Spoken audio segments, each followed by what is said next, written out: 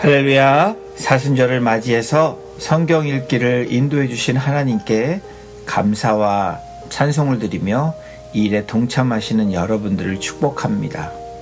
오늘 2월 5일 월요일부터 시작해서 5월 11일까지 우선적으로 신약 성경을 매일 저희들이 읽어갈 텐데요.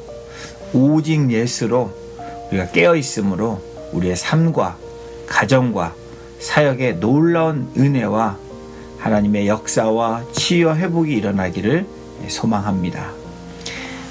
우리들은 월요일부터 토요일까지 매일 오전에 하루 읽을 분량을 드라마 성경을 통해서 듣고 또 우리가 말씀을 읽을 수 있도록 그 프로그램을 제공할 것이고, 매주 토요일에는 한 주간 읽은 분량을 다시 한번 정리해 드리려고 그렇게 준비하고 있습니다. 오늘은 신약성경 전반부 사복음서, 사도행전, 로마서에 대한 짤막한 기호를 여러분들과 나누면서 오늘 말씀을 함께 읽어가기를 원합니다.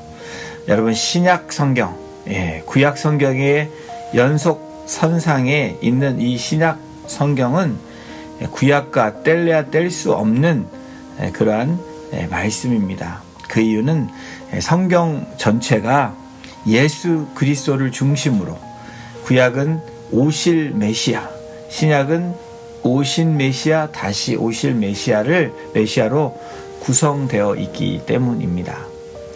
사복음서가 각 책마다 다소 바라보는 관점으로 인해서 차이가 있지만 예수 그리스도의 탄생과 예수님의 가르치심, 그리고 이 땅 가운데 사역, 그리고 십자가의 죽으심과 그리고 3일의 부활을 다루는 이 사복음서 안에 이 모든 일은 구약 성경에 말씀하시는 오실 메시아의 성취이며 하나님의 구원 계획 가운데 이루어지고 있다는 사실입니다. 아담의 죄악으로 인해 상실된 하나님의 창조 질서, 그래서 인간의 아들됨과 왕권은 신약에 들어와 예수 그리스도를 통해서 완전히 회복됩니다. 다윗의 자손으로 오신 예수님은 참된 왕으로서 하나님의 다스림을 이 땅에 가져오시게 되는 거죠. 그 예수님은 동시에 아브라함의 자손으로서 새 이스라엘, 곧 새로운 하나님 백성의 대표자가 되시는데, 죄가 없으신 예수님은 요한의 침례를 받으심으로 자신이 죄인을 위해 이 땅에 오셨음을 나타내셨습니다. 예수님의 순종하심은 곧이어 십자가의 고난과 죽음으로 드러나는데, 하나님의 아들이신 예수님은 아담이 패배한 그 시험에서 마침내 승리하십니다. 그 승리는 하나님의 말씀에 온전히 순종하심으로 성취된 승리입니다. 참된 왕이시며 하나님의 아들로 이 땅에 오신 예수님의 가르침과 교훈, 특별히 산상수훈에 잘 드러나고 있는데요. 예수님의 가르침의 집약판인 이 산상수훈은 하나님의 백성인 우리가 해야 할 의무와 행동을 가르쳐 주고 있습니다. 더 나아가 이 산상수훈은 하나님의 백성인 우리의 정체성을 일깨워 주기도 합니다. 하나님 백성으로서의 정체성을 우리가 깊이 이해할 때 비로소 우리가 어떻게 살아야 하는지를 깨달을 수 있게 해주는 말씀이 산상수훈입니다.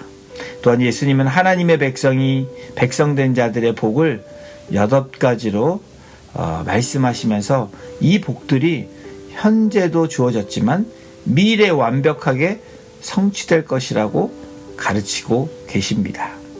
바로 이 복들은 그리스도인의 정체성을 형성하기도 하는데요. 이 복을 누리는 자들은 삶의 모든 영역에서 하나님께 영광을 돌려야 하고 예수님처럼 기쁨과 소망으로 순종하며 살아가야 된다라는 겁니다. 이 팔복은 그리스도인이 행해야 할 행동 강령이며 그리스도인의 정체성이 무엇인지를 나타내 주고 보여주는 말씀입니다. 그리고 예수님의 삶과 가르침은 십자가와 부활에서 그 정점을 이루게 되는데요.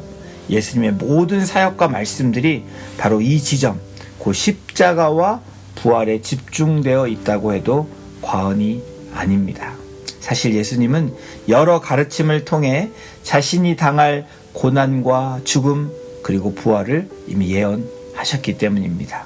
그리고 빌립보 가이사랴에서의 베드로의 고백 이후에도 보다 밝히 이를 드러내시고 계시는데, 예수님은 예루살렘에 입성하신 뒤 붙잡혀 고난을 당하시다가 끝내 십자가에서 돌아가십니다.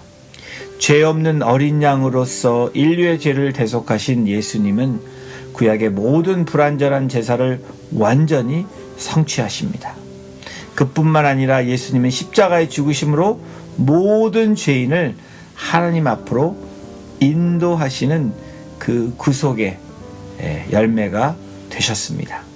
예수님이 돌아가실 때 하나님과 우리 사이를 가르고 있던 성전의 휘장이 둘로 찢어진 것을 우리가 압니다. 그리고 그 죽음은 결코 예수님을 가둘 수 없다라는 것. 하나님 아버지는 의로운 예수님을 부활로 이끄셨는데, 이 부활은 사망에 대한 최종적 승리이자 예수님에 대한 무죄 선언이며 하나님의 진정한 신원하심입니다. 부활하신 예수님은 승천하시기 전 제자들에게 성령님을 선물로 주시는데, 성령 하나님은 사도행전을 이끌어 가시는 주인공이시죠. 그분은 더 이상 육체로 함께 계시지 않는 예수님을 대신해서 하나님 나라를 확장해 가시는 그리스도의 영으로 이 땅에 오신 것입니다.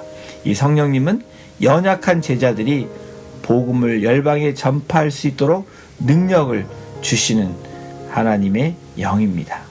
예루살렘과 유대로부터 시작된 그리스도의 복음은 바울과 그의 동료들의 사역을 통해 이방인들에까지 전파되게 되는데, 성령님은 이 모든 과정에서 신실한 그리스도인들을 연단하시고 사용하십니다.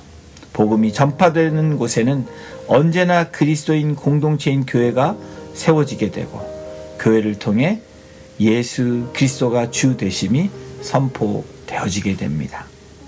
그리고 로마서에서는 사도 바울이 심혈을 기울여 작성한 편지인데, 로마서는 복음에 대한 깊이 있는 통찰이 가득 채워져 있는 하나님 우리에게 주신 편지입니다.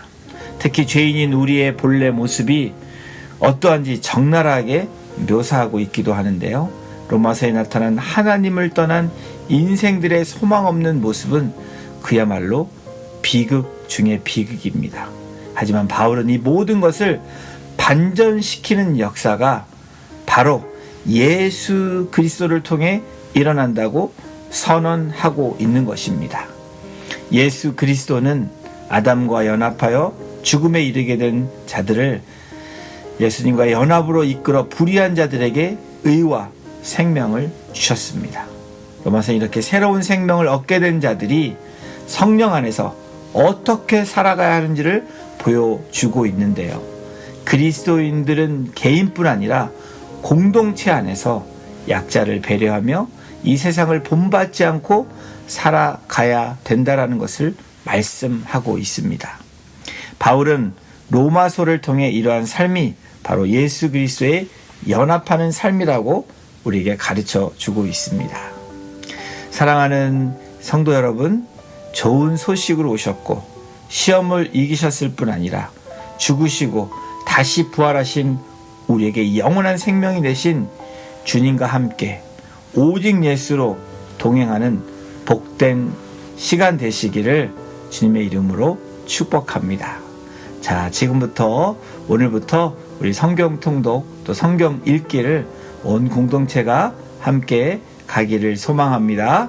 여러분 모두에게 놀라운 은혜가 있기를 다시 한번 기도하며 우리가 신약 성경 함께 같이 읽고 나가도록 하겠습니다. 여러분 모두 사랑하고 축복합니다.